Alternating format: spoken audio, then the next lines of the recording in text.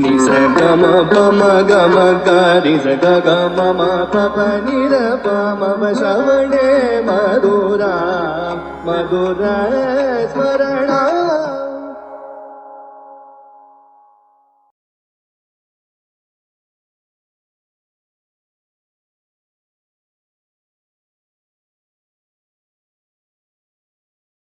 One night, what happened was some construction work was going on in the ashram. And lots of people were working overnight in that building, and in the middle of the night they were breaking stones and doing all these things. And I had come to the ashram only at that time from the city, and the first thing that after entering the ashram was I went and had my food, not darshan of Swamiji, because I was very hungry, and I thought let's just go have food. I did not bother to actually go stop and first go and offer my pranams to him. I ate and then I went to Swamiji's room, and the Swamiji was walking and he was saying something. He was talking and I was also following him slowly. He was walking around the ashram in the quiet of the night, and he asked me, so when did you come? I said, I came just now. Actually, I came about 20-30 minutes ago because I had my food and then I went there. And then Swamiji asked me, did you have your food?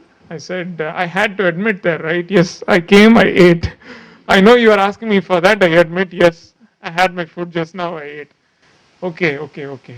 Then Swamiji said, I also had my food just now. Nanu saaptai, ipada saaptai, he said. I also had my food. And then slowly we were near the construction site already. Lots of people were working. And then Swamiji said, I wonder if these people have had their food. I'm not sure if these people have eaten already. I also said, no, I'm not sure also, right? I was basically tagging along, if you know what I mean. I was going with the flow. And then Swamiji said, these people, they're breaking stones, they're carrying load, they're working very hard. If these people go and have food at night, there is justification in doing so. They have worked, so they deserve to eat. I thought he was getting to some sensitive zone here, because I came, I ate, and we were right in that zone, and he was bringing that up again.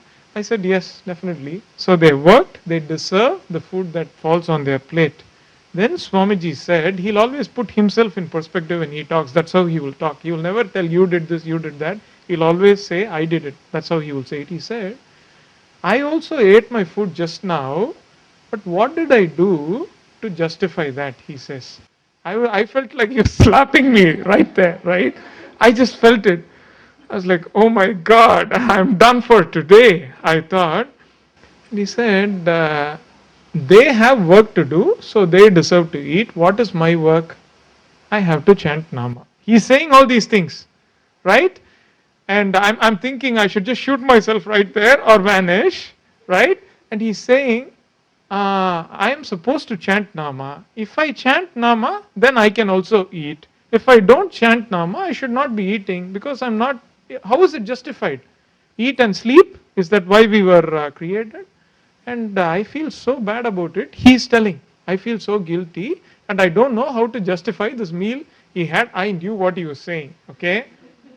I knew what he was saying. And he says, what about you? At least you must. I said nothing. Right? I was just quiet. I knew, right? I was dead and gone already. I knew what he was trying to say. I got the point, right? It was that is how he teaches. That is how he teaches. He will say that if a grain of rice has to go into your mouth, there has to be a justification.